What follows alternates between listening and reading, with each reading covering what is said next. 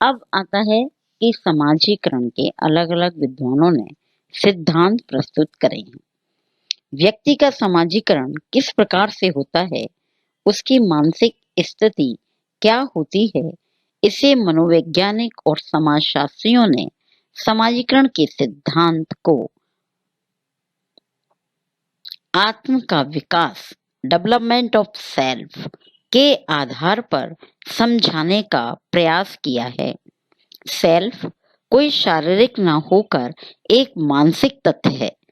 व्यक्ति के समाजीकरण में सेल्फ का उद्भव एवं विकास केंद्र बिंदु है। कहने का तात्पर्य है कि जब समाजीकरण की बात आती है तो ये कहा जाता है कि व्यक्ति का समाजीकरण कैसे होता है, क्या होता है। तो उसके लिए तीन प्रमुख समाजशास्त्री हुए, कूले का सिद्धांत, मीट का सिद्धांत और फ्राइड का सिद्धांत।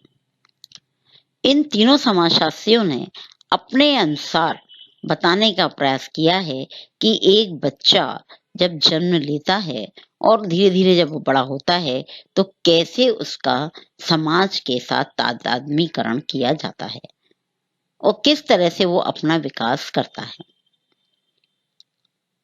इन तीनों के सिद्धांतों का जो निचोड़ है वो मुख्य है किसका विकास, सेल्फ डेवलपमेंट, यानी कि स्वयं का विकास। अब वो सेल्फ जो है कैसे डेवलप होता है, तीनों समाजशास्त्रियों ने अपने अपने अनुसार अलग अलग प्रकार से बताया। जिसमें पहले हैं समाजशास्त्री कूले का सिद्धांत। कूले ने या कूले की जो थ्योरी है, उन्होंने अपने सिद्धांत को आत्मदर्पण का सिद्धांत नाम दिया है। क्या नाम दिया है? कूले का जो सिद्धांत है वो क्या है? Looking glass self theory. दर्पण यानी कि आत्मदर्पण का सिद्धांत।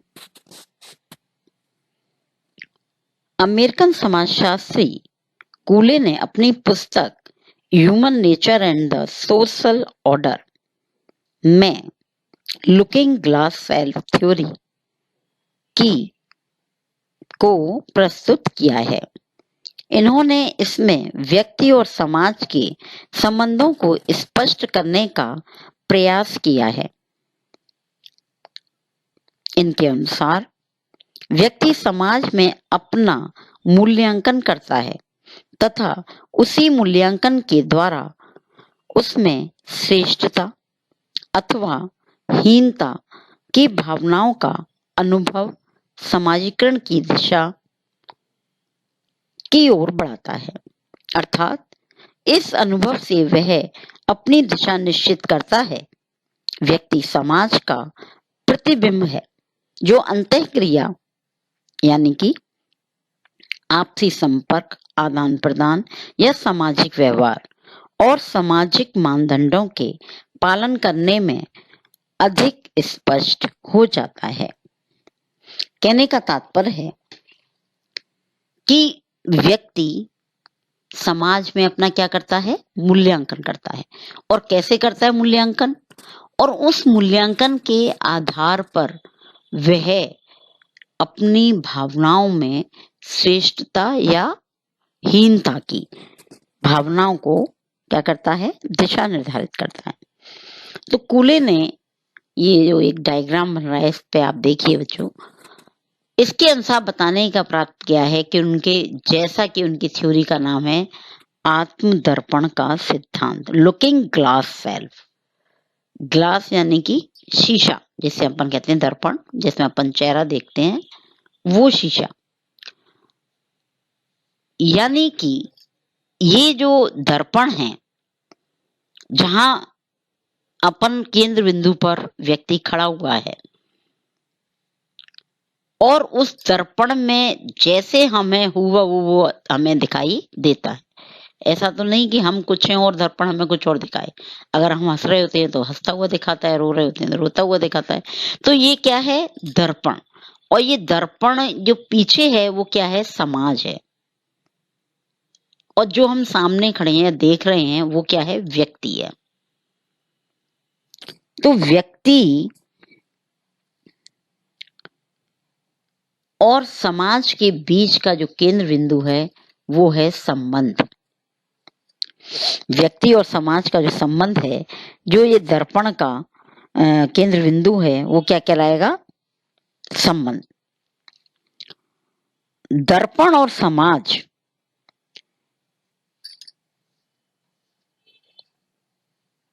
व्यक्ति जब उसको देखता है तो समाज उसको बताता है कि तुम कैसे हो।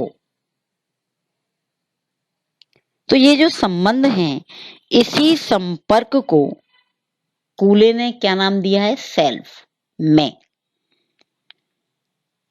अहम या आत्मा।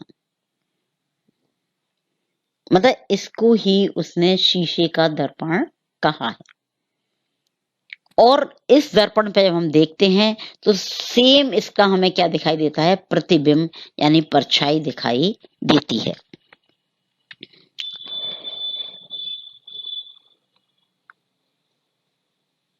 और ये जो प्रतिबिंब है वो व्यक्ति के स्तर को या सेल्फ को या स्वयं को क्या करती है? डेवलप करती है, विकास करती है।